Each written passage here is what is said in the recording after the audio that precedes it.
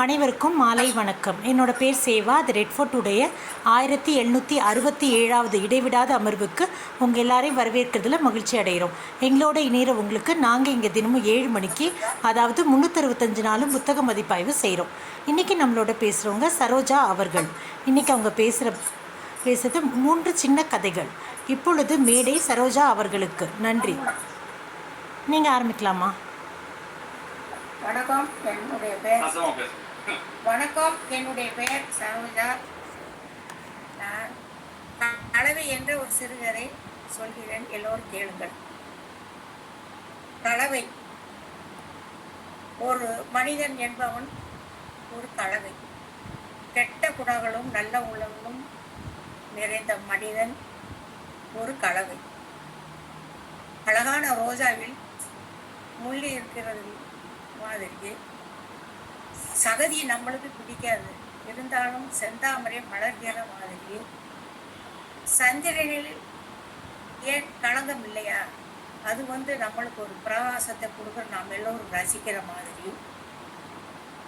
மனிதர்கள்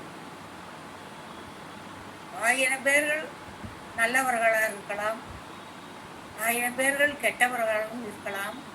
எல்லோரும் 1000 பேரும் நல்லவர்கள் இல்லை, 1000 பேரும் கெட்டவர்களும் இல்லை.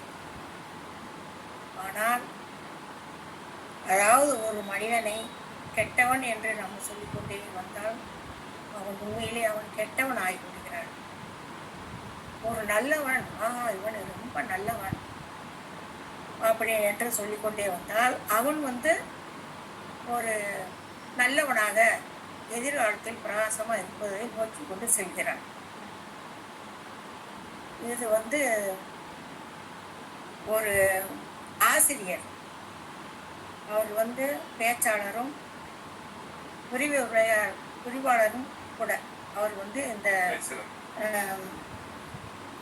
அவர் இந்த மாதிரி சொல்கிறார். ஒரு சின்ன ஒரு தொகுப்பு, அவர் சொல்லியதில் ஒரு தொகுப்பு. ஒரு பள்ளியில் அவர் இதை கருத்தை முன்வைக்கிறார். அந்த பள்ளிக்கு ஒரு தலைமை ஆசிரியர் புதுமையாக வந்துள்ளார். அந்த பள்ளியில் அவர் ஒரு சில குறிப்புகள், ஒரு சிலவற்றை கூறுகிறார். என்னென்றால், அதாவது மாணவர்களுக்கு நல்ல பேச்சு திறமை உள்ளவர்கள் ஆசிரியர்களை அழைத்து மாணவர்கள் முன்னிலையில் பேச வைத்து அவர்களுக்கு, அதாவது எதிர்காலத்தில் அவர்களுக்கு புரியக்கூடிய நல்ல விஷயங்கள், நல்ல முறையில் நம்ம வாழ வேண்டும், கையாள வேண்டும் என்ற விவரங்களை எல்லாத்தையும் கற்றுக் கொடுக்க வேண்டும். ஒரு மாதத்திற்கு ஒரு நாள் 1 மணி நேரம் ஒதுக்கி மாணவர்களுக்காக இதை செய்ய வேண்டும். அவர்கள் பேசும்பொழுது, அதாவது பேச்சாளராகவும் இருக்க வேண்டும், நல்ல படிப்பாளியாகவும் இருக்க வேண்டும். அப்படி என்று உள்ளவர்களையெல்லாம் அழைத்து மாணவர்கள் முன்னாடி பேச வைத்து அவர்களுக்கு கவனிக்கிறார்களா, கவனிக்கவில்லையா, அவர்கள் இந்த காதில் வாங்கி அந்த காதில் விட்டு விடுகிறார்களா, இதை எல்லாம் கவனித்து பார்க்க வேண்டும். அந்த கிளாஸில் உள்ள முக்கியமான ஆசிரியர்கள் இதெல்லாம் பார்க்க வேண்டும். பார்ப்பது மட்டுமல்லாது அவர்களிடம் அந்த பேசியதனுடைய அர்த்தங்கள் அவர்களுக்கு புரிந்து இருக்கிறதா இல்லையா என்பதையும் அவர்கள் கவனித்து அவர்களுடைய பேசி அவர்களிடம் உள்ளதையெல்லாம் புரிந்து கொள்ள வேண்டும். அப்படி என்று அந்த தலைமை ஆசிரியர் கூறியுள்ளார். அதை சரி, ஆசிரியர்கள் நல்லா படித்த ஆசிரியர்களை தான் இருப்பார்கள். இருந்தாலும் ஒரு சிலர் ஆசிரியர்களுக்கு இதையெல்லாம் சொல்ல வேண்டும், பார்க்க வேண்டும், செய்ய வேண்டும் என்றெல்லாம் ஒரு ஆர்வம் இருக்கலாம். ஒரு சில ஆசிரியர்களுக்கெல்லாம் அந்த ஆர்வங்களை குறைச்சல இது என்ன அப்படின்னு நினைக்கக்கூடிய ஒரு இதுவும் இருக்கலாம். இதை அவர் தலைமை ஆசிரியர் யோசிக்கவில்லை, சிந்திக்கவில்லை என்று ஒரு ஆசிரியர் நினைக்கிறார். அவர் பேர் சுந்தரலிங்கம். மாணவர்கள் எல்லாம் இந்த மாதிரி எல்லாம் மாதம் மாதம் இந்த மாதிரியெல்லாம் நிகழ்ச்சிகள் நடக்கணும், பேசுகிற போது கருத்துரையாடலாம் பண்ணுற போது பேசுகிற போது ஒரு நாள் ஒரு அந்த சபாரத்தினம் அவர்கள் பேசினார்கள் அல்லவா, அவர்கள் பேசியதை பற்றி சொல்கிறார். ஆமாம், அவர் சபாரத்தினம் பேசினாரே, 1000 பேர்கள்லாம் நல்லவர்கள் இல்லை, 1000 பேர் கெட்டவர்கள் இல்லை அப்படின்னு சொல்லிட்டு பேசினார். அது என்னமோ அதில் இல்லை, எனக்கு உடன்பாடு இல்லை எனக்கு அது பிடிக்கல அப்படின்னு சொல்லி தன்னுடைய வகுப்பறையில் போய் மாணவர்களிடம் பேசுகிறார். அப்போ உதாரணத்துக்கு எடுத்துக்கங்க, எனக்கு தெரிஞ்சு 1000 பேர் நல்லவர்கள் இருக்கிறார்கள், என்னை எடுத்துக்கங்களே உதாரணத்துக்கு அப்படின்னு சொல்கிறார். அப்போ அதில் ஒரு மாணவன் ரமணன் அப்படின்னு ஒரு மாணவன் வந்து சிரிக்கிறான். சிரிச்சோடனே மற்ற மாணவர்கள் இவனை சிரிப்பதை பார்த்து எல்லாருமே சிரிக்க ஆரம்பிச்சு விடுறார்கள். அப்பொழுது அவருக்கு ஒரு மாதிரி ஆயிடுது, முறைச்சி பார்க்கவும் எல்லாரும் சைலண்ட் ஆகிடுறாங்க. அப்போ ஒருவன் மட்டும் அந்த வகுப்பறையில் சிவகுமரன் அப்படிங்கிற பையன் மட்டும் சிரிக்கலை, எதுவுமே செய்யல, அமைதியாக இருக்கான். இந்த உதாரணத்துக்கு எடுத்துக்கோங்களேன், சிவகுமரன் இதுவரையில் எதுவுமே பேசலை, எதுவுமே சொல்லலை, சிரிக்கலை. அவன் தங்கமானவன். அவன் கெட்ட குணங்கள் வந்து அவனை அணுகவே அணுகாது. அப்பேற்பட்ட பையன் சிவகுமரன். இந்த வகுப்பறையிலே ஒருவன் இருக்கிறானே, அவன் கெட்டவன் என்பது உங்களுக்கு எல்லாருக்குமே தெரியும் அல்லவா அப்படின்னு சொன்னோடனே எல்லாரும் சிரிக்கிறாங்க. எல்லாம் சிரிச்சோடனே இவனும் இந்த சிவகுமரன்றவனும் சிரிக்கிறான். அப்போ சிரிக்கிற போது அந்த ரமணன் என்ற பையனுக்கு வந்து கோவம் வந்து, இப்படி எல்லாரும் சொல்லி நம்மளை கிண்டல் பண்ணி கேள்வி சிரிக்கிறார்களே, அதுக்கு என்ன செய்வது அப்படின்னு சொல்லி யோசிக்கிறேன். அவங்களை எப்படியாவது ஒரு வகையில் இந்த ஆசிரியர் இவங்களை ஏதாவது பழி வாங்க வேண்டும் அப்படின்னு நினச்சிக்கிட்டே வீட்டை விட்டு ஸ்கூலை விட்டு வீட்டுக்கு போகிறேன். வீட்டுக்கு போயிட்டு அங்கே போனோடனே இதே யாருக்கும் சிந்தனையாக இருக்கணும், இவங்களை பழி வாங்கணும், ரமணன்னையும் சுந்தரலிங்கம் ஆசிரியரையும் பழி வாங்கணும் அப்படின்னு சொல்லி ஒரு ஆர்வத்திலே இருக்காரு. அதனால ஆசிரியர் பார்த்து எல்லாரும் பின்னாடி முதுகை பார்த்து எல்லாரும் ஸ்கூலில் இருக்க பிள்ளைங்க எல்லாருமே சிரிக்கிறாங்க. என்ன இப்படி சிரிக்கிறாங்க அப்படின்னு சொல்லிட்டு அவர் வீட்டுக்கு வர்றாரு. வீட்டுக்கு வந்தோடனே மனைவியும் பார்த்து அதே மாதிரி சிரிக்கிறாங்க. என்ன எல்லாம் ஸ்கூலில் சிரித்தாங்க, இங்கே இப்படி சிரிக்கிறேன்னு, நீங்கள் எந்த பசங்களோட வகுப்பு வந்தீங்க, உங்கள் சட்டையில் நல்ல உங்களுக்கு இங்கே நல்லா அடித்து நல்லா அலங்காரம் பண்ணி வச்சுருக்காங்க, இது உங்களுக்கு தேவையா அப்படின்னு சொல்லி மனைவி இருக்கிறாங்க. அப்படியா, இது யார் செஞ்சிருப்பாங்க எனக்கு தெரியும், இந்த ரமன் வேலையாதே இருக்கும் அப்படின்னு சொல்கிறேன். சரிங்க, இதோட விட்டு ஒழிஞ்சதேன்னு விடுங்க, அவங்ககிட்ட வம்பு இதெல்லாம் வேணாம், அவங்களே சரியில்லை பையன் தெரியுமா, அவங்ககிட்ட வம்பு இந்த பிரச்சனை வச்சுக்கிறாங்க. இப்போ இதோட முடிஞ்சு போச்சு, புது சைக்கிள் வாங்கி வச்சுருங்க, அந்த சைக்கிளை தூக்கி போட்டு உடச்சி போட்டுருவாங்க, இதோட நீங்கள் விட்டுருங்க, பேசாமல் இருங்க அப்படின்னு சொல்லி மனைவி சொல்கிறாங்க. சரி, நம்ம மனைவி சொல்கிறது சரிதான் அப்படின்னு சொல்லிட்டு பேசாமல் இருக்கிறாரு. அதே போல் ஸ்கூலுக்கு வந்தாலும் அவனை அதிகமாக பார்க்கணும் பேசணும் எந்த இதுவுமே பண்ணுறதில்ல, அப்படி இருக்காரு. சரி, இவருக்கு ஒரு இது நம்ம காட்டியாச்சு ஒரு கோவத்தை, இதே போல் சிவகுமரனையே நம்ம ஏதாவது பண்ணணும் அப்படின்னு நினைக்கிறோம். நினச்சிட்டு என்ன பண்ணுறான், சிவகுமரனோட நல்லா பழகுறான். நல்லா பழகிட்டு அவங்க வீட்டுக்கு போகிறதுக்கும் வர்றதுமாக இருக்கான்.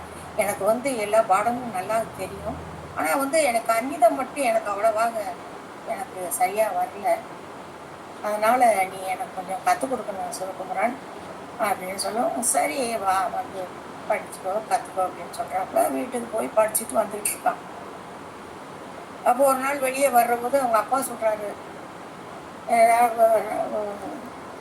சிவகுமரா, இவன் வந்து நல்லவன் சொன்னார் சுந்தரலிங்க ஆசிரியர், இவன் உள்ள சேர்ந்து கெட்டு போயிடாத, கூட சேர்ந்து கெட்ட பழக்க வழக்கம்லாம் வரும், நீ அந்த கூட சேராதடா அப்படின்னு சொல்கிறாரு. அதை எங்கள் வெளியே வர்றவன் கேட்டுக்கிறோம். அப்போ ஒரு நாள் என்ன பண்ணுறாப்புல, சரி இவனுக்கு ஏதாவது பாடம் ஓட்டுமே அப்படின்னு சொல்லிட்டு, சரி சிவா, எல்லாமே கற்றுக்கிட்டேன், நல்லா கற்றுக் கொடுத்தேன், எல்லாமே படிச்சுக்கிட்டேன், எல்லாம் மற்ற பாடங்கள்லாம் படிச்சுக்கிட்டேன், இந்த கணிதத்தில் மட்டும் எனக்கு ஒரு உதவி செய்யணும், நல்ல மார்க் வாங்கலேன்னு எங்கள் அப்பா தோலை உரிச்சிடுவார், அதுக்கு ஒரு உதவி செய்ய அப்படின்னு. என்ன உதவி வேணும்னு உனக்கு சொல்லுப்பா அப்படின்னு சொல்லுன்னு சொல்கிறான். நான் சொல்கிறேன், அதை செய்ய முடியுமான்னு பாரு, நான் செய்ய முடியுங்கிற உதவின்னா நான் செய்கிறேன் அப்படின்னு சொல்கிறாப்புல. அப்போது ஒரு பேனாவை எடுத்து அந்த பேனாவை வச்சுக்க, எனக்கு உதவி செய்யலன்னு சொல்லி அந்த பெண்ணை வச்சுக்கன்னு காட்டுறேன். அந்த பெண்ணானது வந்து அவர் மாமா சிங்கப்பூர்லேருந்து வாங்கிட்டு வந்து கொடுத்த பெண். அதை வந்து அவர் ஏற்கனவே சிவகுமரன் பார்த்துருக்கான். அது பார்த்ததுலேருந்தே அவனுக்கு அதில் ஒரு விருப்பமும் கூட. அப்போ சரி சொல்லு, நான் செய்கிறேன் அப்படின்னு சொல்கிறேன். நீ வந்து கணக்கு பரீட்சையில் எழுதும் பொழுது 3 மணி நேரம் எழுதுவேன். இப்போ நீ 2 மணி நேரம் குறைச்சிக்கிறணும். அது ஏன் கேட்டால், எனக்கு நீ முன்னாடி 1 மணி நேரத்தில் எழுதுறதெல்லாம் நீ அந்த பேப்பரில் எனக்கு கொடுத்துடணும். அதை நான் பார்த்து எழுதிக்கிறேன் அப்படின்னு சொல்கிறாங்க. சரியாக போச்சு. எங்கள் அப்பா சொன்னது சரிதே. அவன் கெட்டவன், அவன் கூட கெட்டவன் கூட சேராது அப்படி இப்படின்னு சொன்னார். அப்போல்லாம் எனக்கு பெருசாக தெரியல, இன்னைக்கு இப்போ தெரிஞ்சு போச்சு அப்படின்னு சொல்கிறான்.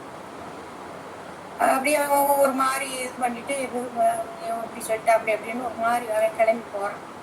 போயிட்டு அப்படி திரும்பி பார்க்குறான். பார்க்குற போது இந்த சிவகுமார் நின்றுக்கிட்டே இருக்கான். அவன் போகிறான், ரமணே போகிறான்.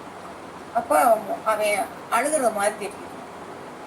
என்னது அவன் அழுகுறானே அப்படின்னு சொல்லிட்டு பக்கத்தில் போகிறான். போனோடனே கேட்குறாப்ப, இந்த மாதிரி என்ன ரமணா அப்படின்னு, நீ இதே ஒரு ஹெல்ப் பண்ணு, நீ பண்ண மாட்டேன்னு சொல்லிட்டியே அப்படின்னு சொல்லி அவன் மனசு சங்கடப்பட்டு, சரி இதை ஹெல்ப் பண்ணுறேன் அப்படின்னு சொல்கிறான். உன்னுடைய பேனாவுக்காக அந்த ஹெல்ப் பண்ணுறேன்னுலாம் நீ நினைக்க வேண்டாம். நீ அழுத பார்த்தேன்னு எனக்கு மன வருத்தமாக இருந்தது, அதனால் அப்படி பண்ணுறேன் அப்படின்னு சொல்லிடுறான். சரின்னு அந்த எக்ஸாம் காலையில் அப்படி எக்ஸாம் நடக்க வச்சுட்டு அவன் அதே மாதிரி எழுதி அந்த பேப்பரை கொடுத்துட்றான். அதை அவன் மறைமுகமாக எழுதவே இல்லை. இதில் ஆசிரியர் வந்திருக்கு, சுந்தரி ஆசிரியர் அவருக்கு அதை கண்டாண்பாராக வந்திருக்காரு. அப்போ இவர்கிட்ட பார்த்தாருன்னா இவர்கிட்ட மாட்டிக்கிடுவான். இதை இப்போ தங்க கட்டின்லாம் சொன்னார்ல, இன்னைக்கு அவர் பார்க்கட்டும் அப்படின்னு சொல்லி நினச்சிட்டு அதை வெளியே வச்சுக்கிட்டே அதை பார்த்து இவனுடைய பேப்பரில் எழுதுறான். அவர் ஆசிரியர் வர்றார், பக்கத்து வரைக்கும் வந்துட்டு அப்போ சரி சொல்லிடுவோமா அப்படின்னு நினச்சவர் அப்புறம் யோசிக்கிறார். அடடா வேண்டாம், இவன் ஏற்கனவே கெட்ட பையன், இவனை மாட்டி விட்டேன், இன்னொரு வருஷமும் இந்த நம்ம கிளாஸில் அவங்க படிக்க வேண்டியது வந்துடும், அதனால் இவனை மாட்டிக்கிற கூடாது, இவனை பார்க்கவே கூடாது அப்படின்னு சொல்லி போயிடுறார். வந்த சைடு திரும்ப போயிடுறாரு. இன்னும் இவர் இப்படி வந்தார், கடைசியில் இந்த மாதிரி போயிட்டாரே அப்படின்னு. ஆனால் சிவகுமரனுக்கும் மன வருத்தமாக செய்யும், நம்மளை பார்த்துட்டே என்ன ஆகும் ஏதோ அப்படின்னு சொல்லிட்டு அவர் எதையுமே கண்டுக்கிறல. இவனை பார்க்காம ரமணனை பார்க்காம அவரே திரும்பி போயிட்டார்.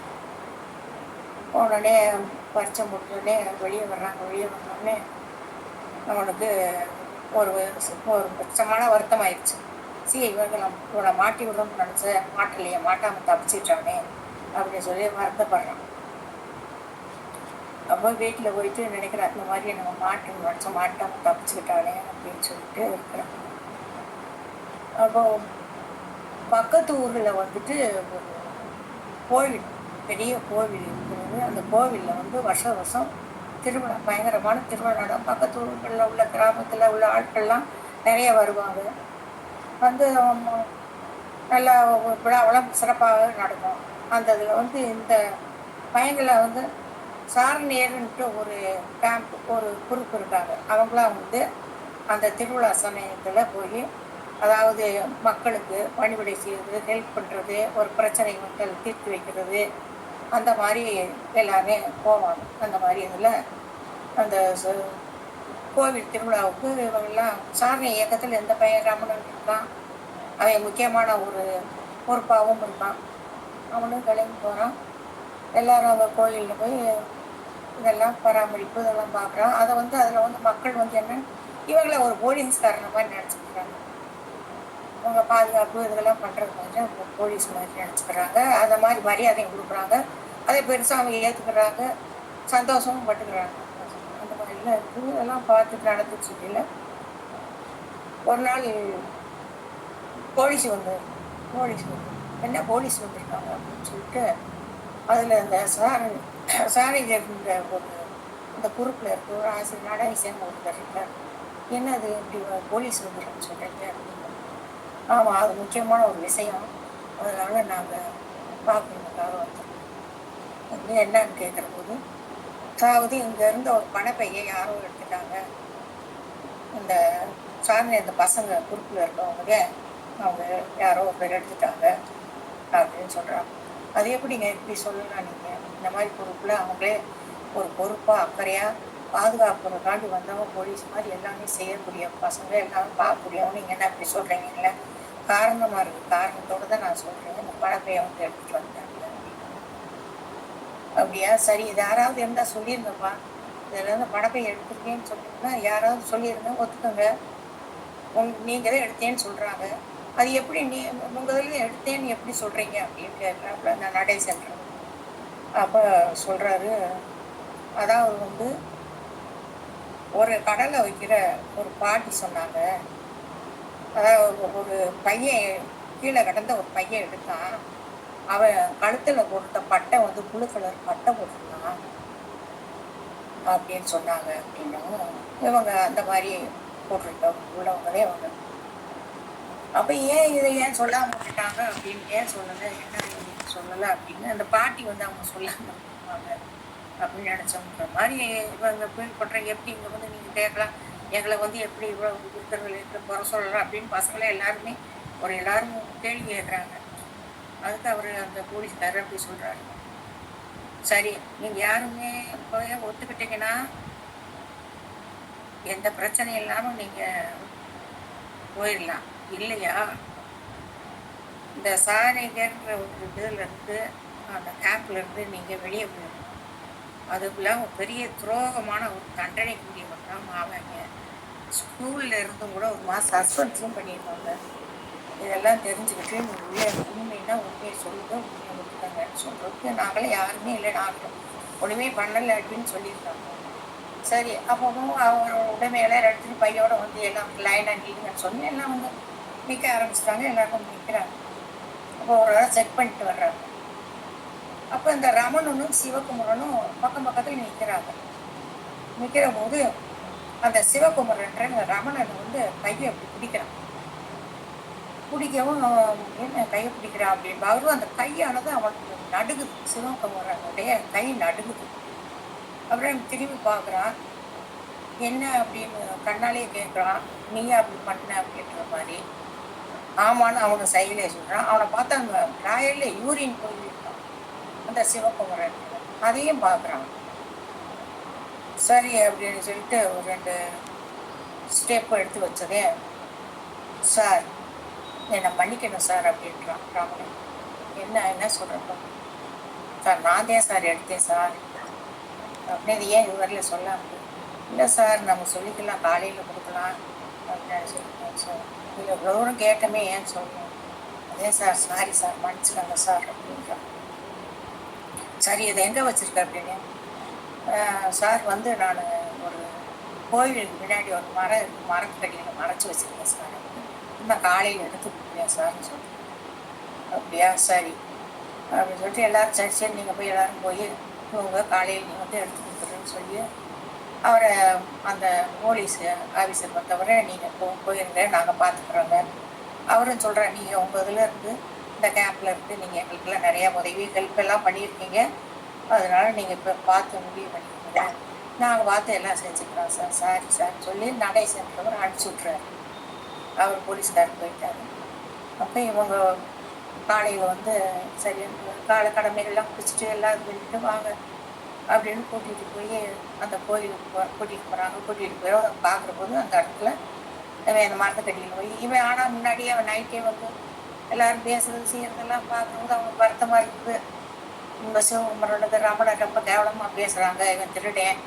அப்போ இந்த சுந்தரலிங்கம் ஆசிரியர்னு சொல்கிறாரு, ஏங்க முதலே கேட்டுன்னு நான் சொல்லியிருப்பேன், இவன் திருடன்ல வந்து தேடியானது இந்த ரமணத்தையும் ஒருத்தையும் வந்து எடுத்துப்பான்னு போட்டு நான் சொல்லியிருப்பேன், நீங்களாம் ஏற்கப்போ கேட்கலைங்க அப்படின்னு எல்லாம் பேசுகிறாங்க நைட்லாம். இதெல்லாம் கேட்டுட்டு வருத்தப்படுறான் சிவகுமரன். சரி வாங்க காலையில் கோயிலுக்கு கூட்டிகிட்டு போய் அந்த கோயிலுக்கு போய் பார்க்கும்போது அந்த பின்னாடி இருந்து அந்த இவன் ஏற்கனவே பிராமணங்கிட்ட இருந்து வாங்கி அந்த பணத்தை வந்து அவன் கையில் போட்டு வச்சுக்கிறான். அதை போய் அவன் மரத்துக்கடியிலேருந்து எடுத்துகிட்டு வர்ற மாதிரி கொண்டு வந்து காமிக்கிறான். காமிச்சோடனே வாங்க அந்த போலீஸில் ஒன்று ஒப்படைக்கலன்னு ஒட்டு போய் போலீஸில் ஒன்று ஒப்படைக்கிறாங்க. ஒப்படைச்சோடனே இந்த மாதிரி அந்த கேம்பில் இருந்து காலி பண்ணிடணும், ஸ்கூலில் இருந்து 1 மாதத்துக்கு வரக்கூடாது, எல்லாம் சொன்னதெல்லாம் நீங்கள் முறைப்படி இது பண்ணியிருக்கேன். சரி சார் அவங்க அப்பாவை வர உழைச்சேன்னு நாங்கள் எல்லாம் பண்ணிடுறோம் சார்னு சொல்லி அனுப்பிவிட்றாங்க. வந்துடுறாங்க, வந்து அவங்க அப்பாவை வர உழைக்கிறாங்க. இந்த மாதிரி அவங்க பையன் அப்படி பண்ணிட்டான் அப்படின்னு சொல்லி வந்து அவர் ஏற்கனவே கோவக்காரரு, அவருக்கு சொல்லவே வேண்டியதில்லை, அடித்து பையனை அப்படியே தோசம் பண்ணுறாரு. அப்போ வந்து இந்த நடேசன் வந்து சார் விடுங்க, அவன் இதே உண்மையை தான் ஒப்பு கொண்டுக்கிட்டான்ல, அப்புறம் எதுக்கு இந்த மாதிரி வந்து அடிக்கிறீங்க, வேண்டாம் விடுங்க அப்படின்னு சொல்லி அவரை அனுப்பிச்சி விட்டு பையனையும் கூட அனுப்பி விட்றாங்க, கூட்டிகிட்டு போயிடுறாங்க. அப்புறம் இவன் வருத்தப்படுறான், ரொம்ப வருத்தப்படுறான். சிவகுமரன்ற ரொம்ப வருத்தப்படுறான். ஐயோ நம்மளுக்கு இந்த மாதிரி இதுவாயிடுச்சு, நம்மளால இப்படி எப்படி பேர் வாங்கிட்டானே அப்படின்னு சொல்லி வருத்தப்படுறான். அப்போ அங்கே வீட்டில் போய் சொல்கிறான், அம்மா இந்த மாதிரி அப்படின்னு. ஏன்டா நாங்கள் தான் சொன்னோம்லடா, மோசமானவன் கட்டவன் உள்ள எந்த சாவாசம் வச்சுக்கிறாத எதாவது பழகாத அப்படி இப்படின்னு சொன்னனே, ஏன்டா அப்படி பண்ண அப்படின்னு சொல்லி அது திட்டுறாங்க. இல்லைம்மா அவன் நல்லவன், அப்படிலாம் நீங்கள் நினைக்கிற மாதிரிலாம் இல்லைம்மா, அவன் அடுத்தவனுக்காக பழி ஏற்றுக்கிட்டு அவன் போயிட்டான்மா. அப்போ அவன் ஏன் அவன் அப்படி பழி ஏற்றுட்டு போனான், அவன் யார் என்னன்னு சொல்ல முடியாதானே. அது வந்து அவன் சொல்லவே மாட்டேங்கிறான்மா, அவன் நல்லவன்மா அப்படின்னு சொல்கிறாங்கள. இவன் இவனோட சரியா பழையபடி பள்ளி ஆரம்பமாயிடுச்சு. எல்லா பிள்ளைகளும் ஸ்கூலுக்கு வர ஆரம்பித்த சமயம் இவனை மட்டும் அவனோட ஸ்கூலுக்கு வராமலும் காருக்கு போகாமலும் இந்த மாதிரிலாம் பண்ணியிருந்தாங்க. இவனும் அந்த ஒரு மாதம் முடிஞ்சு இவனும் ஸ்கூலுக்கு வர ஆரம்பிச்சிட்டான். அப்போ வந்து சிவகுமரன் வந்து இந்த ரமனோட ரொம்ப நெருக்கமாக நல்லா பழகிட்டு அவனோட நம்ம பேசிட்டு இதுமா இருக்கான். அப்போ ஒரு நாள் சரி வா ரமணா வீட்டுக்கு போகலான்னு சொல்லிட்டு வீட்டுக்கு கூட்டிகிட்டு வரான். வீட்டுக்கு கூட்டிகிட்டு வரவுமே அவங்க அம்மாவுக்கு தான் அதை பிடிக்கலையே, இந்த மாதிரி தப்பு பண்ணிட்டான், அவனை நல்லா பார்த்துக்கிடுவான் கவனிச்சுக்கிடுவாங்க அப்படியே இருந்தவங்களுக்கு பிடிக்கல. அவனை வந்தவனை வான்னு கேட்கல. அவனு போனால் அவனுக்கு பலகாரங்கள் அது இதெல்லாம் கொடுத்து சரிப்பாங்க, அதெல்லாம் எதுவுமே செய்யலை. அது வந்து அவனுக்கு மன வருத்தமாக இருந்தது. சரின்னு வர்றான், வெளியே வர்றான். வெளியே வந்துட்டு என்ன இப்படி பேசுகிறாங்க, அந்த அம்மா அவங்க மேலே உயிரியே இருக்கே, வருத்தமே இந்த மாதிரி இருக்கவங்ககிட்ட நம்ம எப்படி என்ன சொல்கிறது, என்ன பேசுறது, உங்கள் பையன்தே இப்படி பண்ணிட்டான்னு நம்ம சொல்ல முடியுமா? அவங்க கெட்டவொடனே நம்மளை நல்லவனாக திருத்தணும்னு சொல்லி அவங்க பேசினாமா, அவங்க பையன் அப்படி செஞ்சுட்டான்னு சொன்னால் அவங்க எப்படி நினைப்பாங்க, அவங்களுக்காண்டியே தானே நான் இந்த மாதிரி ஏற்றுக்கிட்டேன், அவங்ககிட்ட என்ன சொல்கிறது அப்படின்னு சொல்லிட்டு வெளியே வர்றேன். வெளியே வர்றபோது சைக்கிள் பஞ்சர் ஆயிடும். அப்படியே கொஞ்சம் தூரம் தள்ளிட்டு திருப்பி தள்ளிட்டு வர்றான். வரும்பொழுது அவங்க அம்மா கிட்ட சொல்கிறான் பையன் ரமணிம்மா, அவன் வந்து ரொம்ப நல்லவம்மா, அதை அடுத்தவன்காக உங்கள்கிட்ட சொன்ன பழி எடுத்துக்கிட்டான், அவன் எந்த தப்புமே பண்ணலை, என்னன்னு கேட்டதுக்கப்புறம் தான் தெரியுது அடுத்தவனுக்காக நான் பழி எடுத்துக்கிட்டேன் இப்போத்தேன்னு சொன்னாங்க, அதனால் இப்போத்தேன் தெரிஞ்சது, அவன் நல்லவம்மா அப்படின்னு சொல்லி ரொம்ப வருத்தப்பட்டு அம்மாட்ட சொல்கிறான். ஆமாப்பா அவன் அப்படி கெட்ட பையனாக இருக்க மாட்டான், நல்ல பையனாக தருப்பாப்புல, நானும் தப்பாக நினச்சிட்டேன், இன்னைக்கு வந்த பையனை கூட நான் வான்னு கேட்கலாம், அவனுக்கு எதுவுமே கொடுக்க காப்பி கூட கொடுக்காம விட்டுட்டேன்ப்பா, நான் அவனுக்கு பிடிக்கும்லப்பா, முறுக்கு செஞ்சு வைக்கிறேன்ப்பா, அவனை வந்தோடனே அவனை கொடுக்கணும், அவனை வீட்டுக்கு கூட்டிகிட்டு வாப்பா அப்படின்னு சொல்லி அவங்க அம்மா சொல்கிறாங்க. அதை வந்து அவன் இந்த சைக்கிள் சரியாக வேலை செய்யாமல் இருக்கணும், கொஞ்சம் தூரம் தள்ளிட்டு போயிட்டு திரும்ப கொண்டு வந்து அவங்க வாசல் முன்னாடி நிப்பாட்டுற போது அவங்க அம்மா வந்து பேசுனதை அவங்க கேட்டு உண்மையிலே அவங்க நம்ம மேலே நல்லா பாசமாக பார்த்தே இருப்பாங்க, அவங்களுக்காக முடியாவது நம்ம நல்லவனாகவும் ஒழுக்கம் உள்ளவனாகவும் மரியாதை உள்ளவனாகவும் எல்லாருக்கும் அன்பு உள்ளவனாகவும் இருக்கணும் அப்படின்னு நினச்சிக்கிட்டு அப்படியே சைக்கிளை கூட்டிகிட்டே வந்துடுறோம். நன்றி. கதை பேர் கலவை. ரொம்ப நன்றிம்மா, ரொம்ப அருமையாக இருந்துச்சு. எல்லாம் கிளாப் பண்ணுங்களேன்.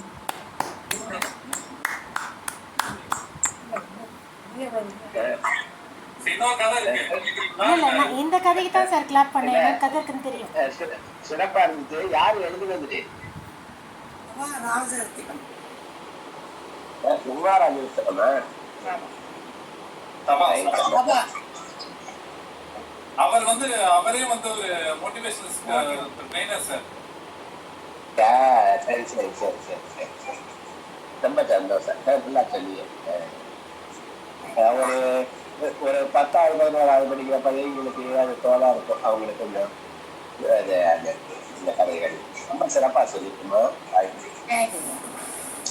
ரொம்ப நல்லா இருந்துச்சுமா, ரொம்ப சிறப்பான கதை. முதல்ல ஆரம்பத்தில் சிரிச்சதை வச்சு சுற்றி சுற்றி அதை வச்சே கதை வருது. அதை வருது. அது அவர் பார்க்குற பார்வையை தப்பாக பார்த்துட்டாரு, அதுலேருந்து போயிட்டே இருந்துச்சு. ஆமா. ரொம்ப நல்லா இருந்துச்சுங்க. ஒரு ஒரு எடுத்துக்காட்டு மாதிரி குழந்தை பிள்ளைகளுக்கு ஒரு உதாரணமா இருக்கும். அடுத்த கதை பெருசா இது சின்ன கதையா? சின்ன சொல்லணும்னா நான் கூட சொல்றேன். சொல்லுங்க. இன்னொரு கதை இருக்குப்பா, சொல்லலாமா? நேரம் இருக்குமா? நிறைய நேரம் இருக்குமா, சொல்லுங்கள்.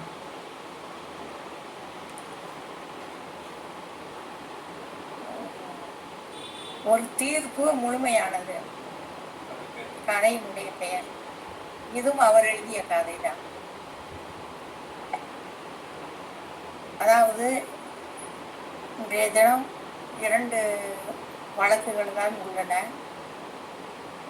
அது இரண்டும் நாளை காலையில் இருப்பதனால் இதை நாம், அதாவது அந்த கதையை ரொம்ப நாட்களாக அப்படியே ஃபைலிருந்து ஓப்பன் பண்ணாமல் அப்படியே ரொம்ப நாட்களாக போட்டு வைத்திருந்த வழக்கு, 2 வழக்குமே. அதை சரி இது மறுநாள் தானே இருக்குது, அப்படி நம்ம இதை எடுத்து நம்ம மாலை படித்தோம்னா காலைக்கு உதவியாக இருக்கும், நம்ம படிக்கலாம் அப்படின்னு அவர் மனசுக்குள்ளேயே நினச்சிக்கிட்டு அதை எடுத்து படிக்க ஆரம்பிக்கிறார். இந்த 2 வழக்குமே விவாகரத்து வழக்கு. அதாவது ஒரு வழக்கானது கீழ்கோர்ட்டில் தீர்ப்பாகி விவாகரத்தாய் அது திரும்ப மேல்முறையீடு செய்து உச்ச நீதிமன்றம் திரு சபாபதி சிவபிரகாசம் அவர்கள் நீதிபதி முன்னிலைக்கு வந்துள்ளது இந்த வழக்கு. அதை அவர் படித்து பார்க்கும் பொழுது அது 20 வருடங்கள் தம்பதியர் வாழ்ந்தவர்கள் விவாகரத்து கோரிய வழக்கு. அது கணவன் முறையீடு செய்தது, மனைவி முறையீடு பண்ணி விவாகரத்து ஆகிவிட்டது.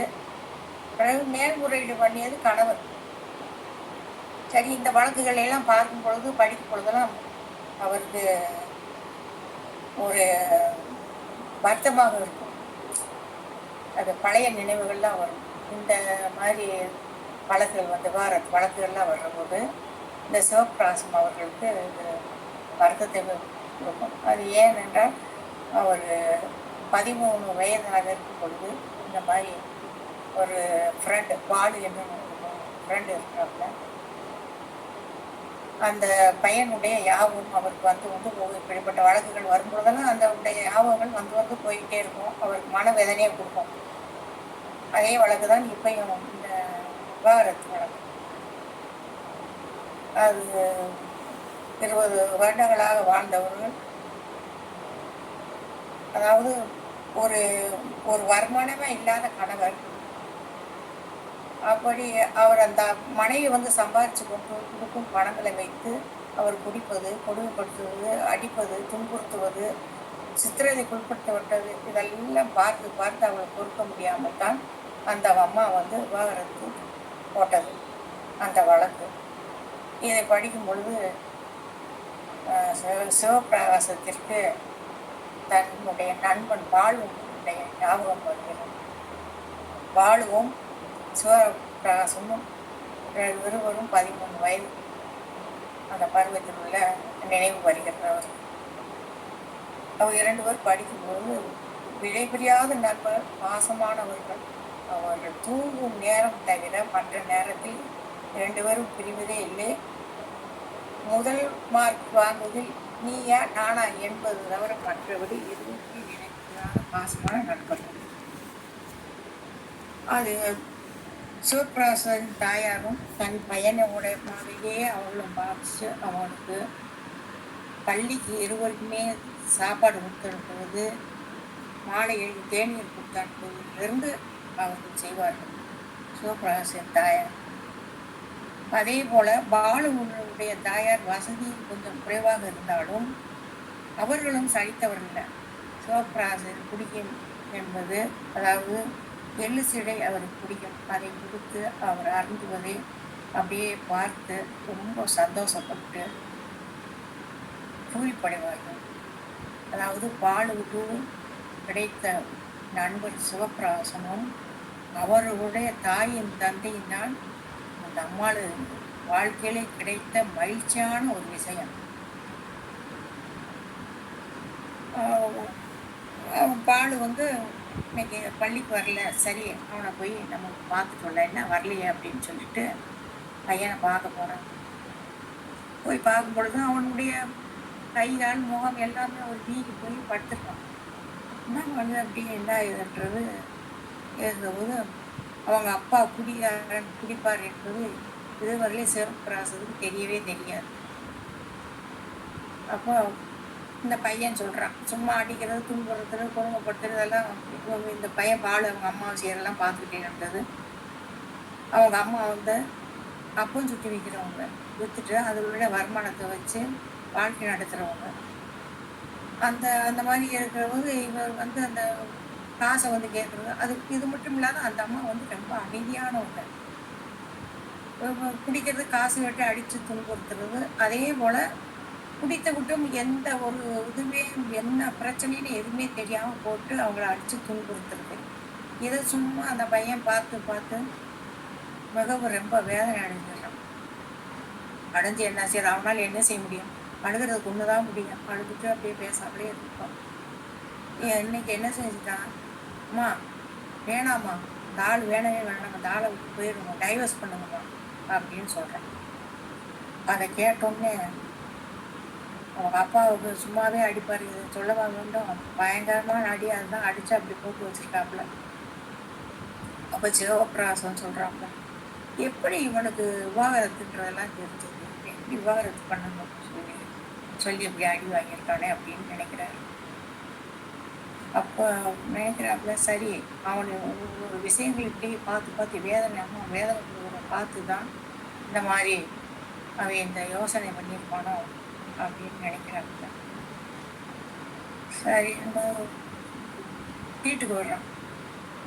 வீட்டுக்கு வந்துட்டு அவங்க அம்மா வந்துட்டு சொல்கிறான், இந்த மாதிரிம்மா அப்படி அப்படின்னு சொல்லி. சரி என்னப்பா செய்யறது, இந்த மாதிரி இருக்கே அப்படின்ட்டு அவன் இந்த மாதிரி ஒரு சமயங்களை அப்படி பார்த்து அடி வாங்குறது செய்கிறது அப்படி பார்த்துட்டு அந்த பையன் கொஞ்சம் கொஞ்சமாக அவனுக்கு வீட்டுக்கு வர்றது, பள்ளிக்கு போகிறதே விட்டுட்டான், படிக்கிறதையே விட்டுட்டான்.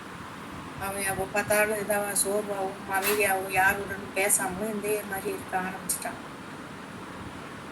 குறிப்பிட்ட ஒரு காலகட்டம் வரையில் இப்படி பார்த்து ஃப்ரெண்டு என்ன எது வரவே இல்லை, வரமாட்டேங்கிறேன், என்னடா எது எப்படி என்னன்றது யார் கூடயுமே அவன் பேசுறதே விட்டுட்டான். அந்த பால் ஸ்கூலுக்கு போனாலும் படிக்கிறது கிடையாது. அவன் ஒரு சிந்தனையில் ஒரு யோசனையில் உட்காந்து இருக்கிறது, இந்த மாதிரியே இருந்து போயிட்டு இருக்கான். பரீட்சை எழுதுனா கூட பரீட்சை கூட ஒழுங்காக எழுதுறது இல்லை, எதுவுமே பண்ணுறதில்ல, அந்த மாதிரி போயிட்டுருக்கான்.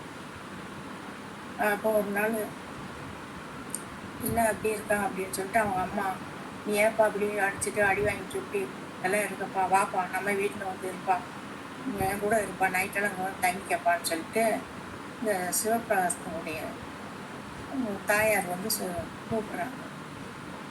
அப்போ ஒன்றுமே சொல்ல அவங்கள மட்டும் அப்படியே பார்க்குறான், ஒன்றுமே பேசலை. அது வந்து சிவபிரகாசத்துக்கு புரிஞ்சிருச்சு, அவன் எதுக்கு பார்க்குறான் எப்படின்றது அவனுக்கு புரிஞ்சிருச்சு. ஆனால் அவன் அம்மாளுக்கு புரிஞ்சா புரியலையான்னு தெரியல.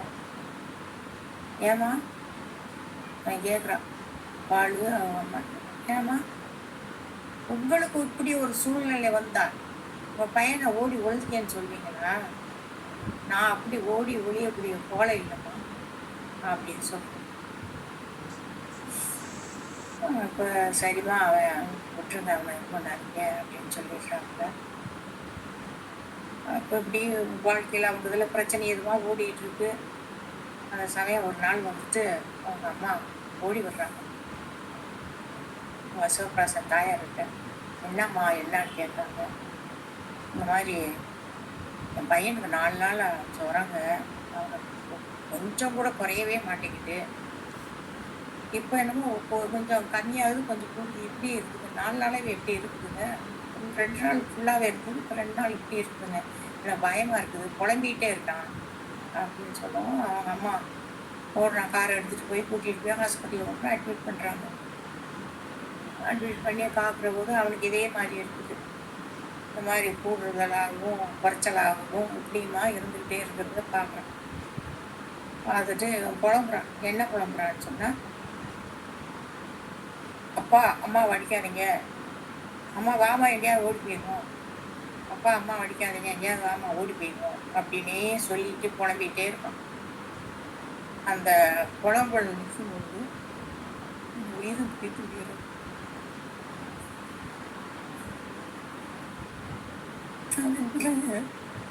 அதன் பிறகு எல்லாரும் ரொம்ப வருத்தமாயிட்டாங்க. சரின்னு சொல்லிட்டு அவங்க அம்மா அதோட சொல்லி அவங்க எங்கே போனாங்க என்ன ஆனாங்க என்பது இதுவரையிலும் தெரியவே தெரியலை. இந்த ஒரு வழக்கானது 26 வருஷம் வாழ்ந்த வழக்கு. அதை விசாரிக்கிற பொழுது இந்த மாதிரி சொல்கிறாங்க. அந்த கணவர் கோர்ட்டில் அப்பீல் பண்ணியிருந்தாங்க இல்லைங்களா, அது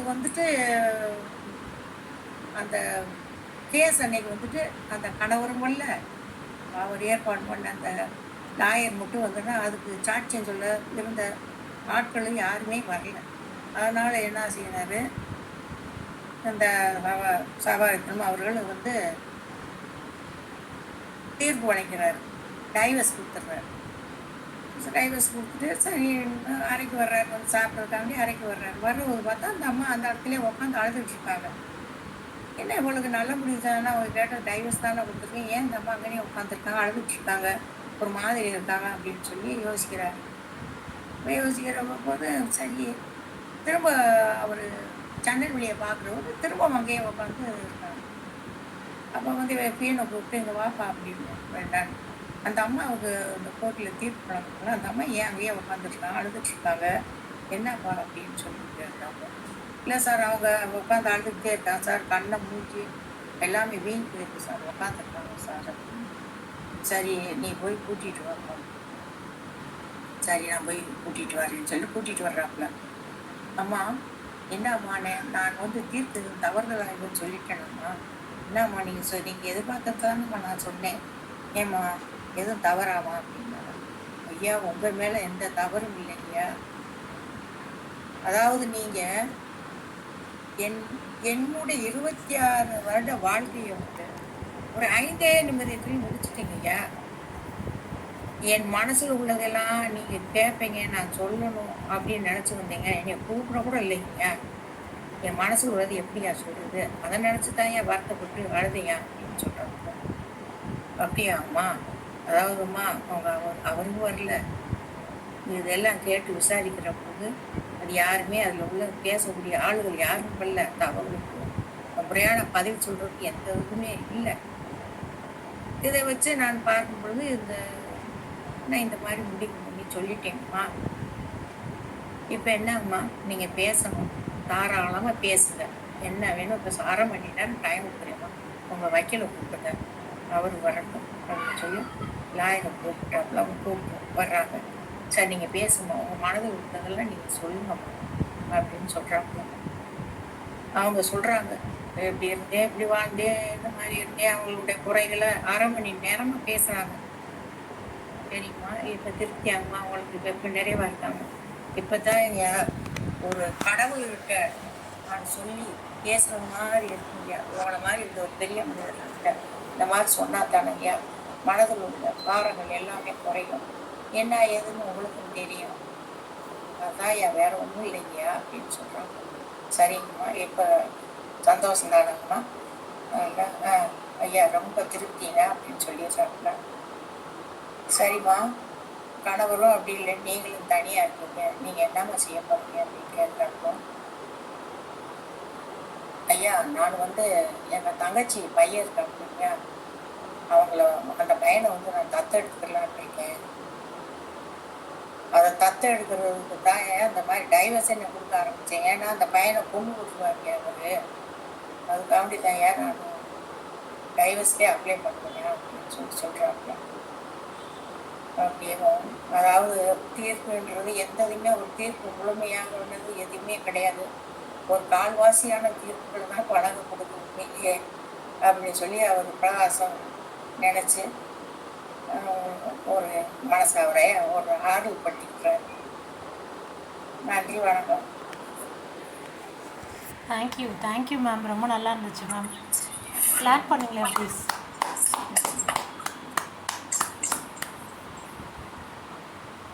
தேங்க்யூ மேம். ரொம்ப நல்லா இருந்துச்சு இந்த கதை. வித்தியாசமான கதை.